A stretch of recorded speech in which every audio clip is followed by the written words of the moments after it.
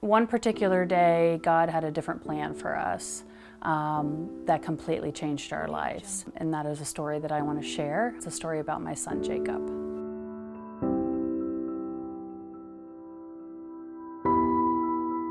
Audio Jungle.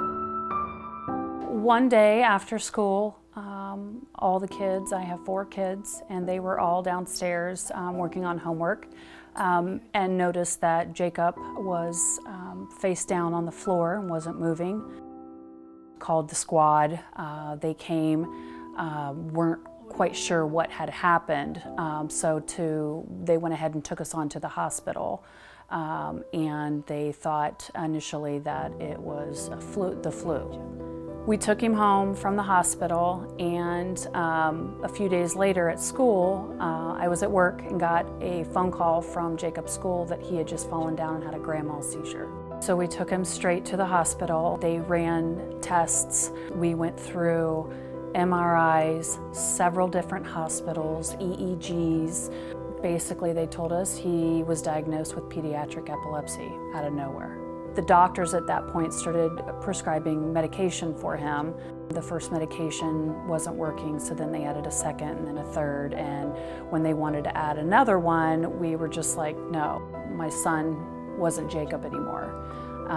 He was, very sterile and just wasn't himself.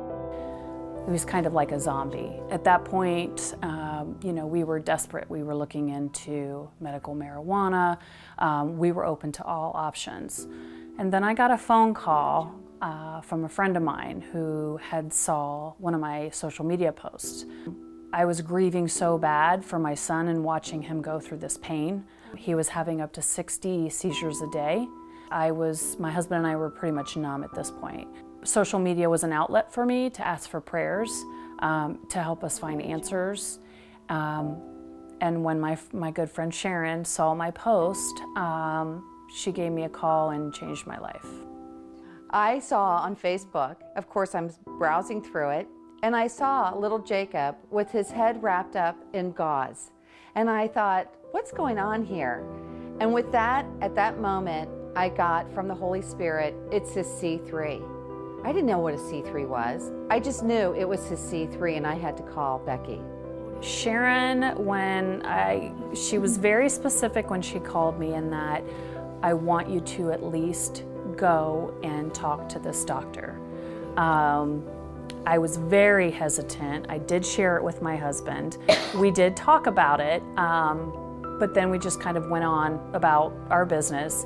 A week later, Sharon calls me back. What'd the doctor say? I didn't go.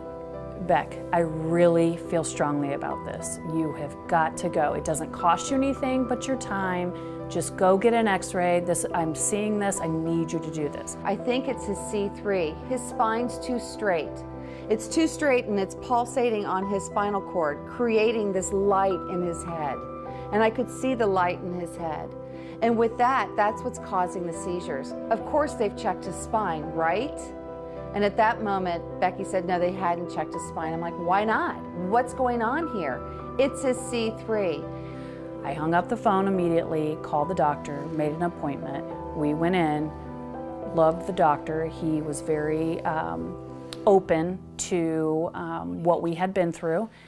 He had not worked with any children with epilepsy before. This was his first. But he took the x-ray and confirmed what Sharon had told me on the phone. She kept being told that it was C3, which I didn't know what that meant. And sure enough, the x-ray showed his C3 was off. And it was not in the position that it was supposed to, which was affecting his nervous system, causing the seizures. When I have an experience like this, it's something that makes me so strong and so passionate about the message, because the message isn't from me, it's from God. And so God was reaching out to Becky, answering her prayers, and again, I was just the messenger. After we started the therapy with the doctor, we had hope, we had faith, but Sharon was very specific in that we needed to go 14 times.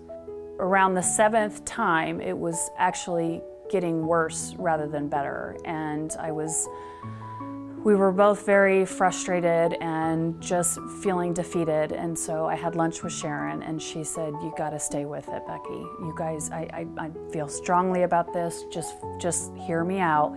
Keep going to 14." I knew in my heart it had to be 14 times. 14 times they had to straighten his spine.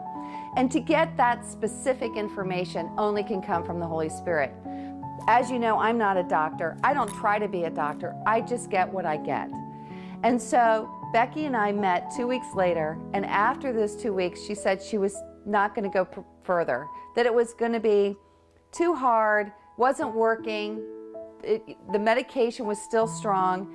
And I looked at her and I remember thinking, do it, just keep going. And I finally asked her, is it costing you? Is it costing him? Is anybody getting hurt in this situation? And she said, no one's getting hurt. Then I said, go to 14. So we did. We kept going, and we took him 3 times a week. And on the 14th, his seizure stopped. It's funny, it was social media. That Monday morning, I remember coming into my office, and of course I was looking at my social media and seeing what was going on over the weekend, and I realized there was a miracle that had happened, and that our little Jacob was healed, that his seizures had stopped. And we, of course, were so excited that this had happened. But this is a great example of God's healing and God's grace. And this is all from God. And that there's hope out there, and that there's more to just what we know now in history. And that we should be open to hope and to faith. I do consider this a miracle. This is by the grace of God that my son was cured. Sharon was our messenger. And I never felt more blessed in my life that through her, we were able to save my son from having to suffer from these seizures for the rest of his life. So that is all God. Jacob, why do you think that God gave you seizures? I felt he gave me seizures because he knew I was strong enough to take them and to get rid of them, and to go on this video to help other parents know how to get rid of epilepsy with their kids. That's a great thing, right? We want to make a difference, don't we? Why should we help other people? Because it's the right thing to do, and God's people shouldn't be going through this stuff. No, they shouldn't. You're a strong boy, huh? Yeah. Who loves you? You How much? so much.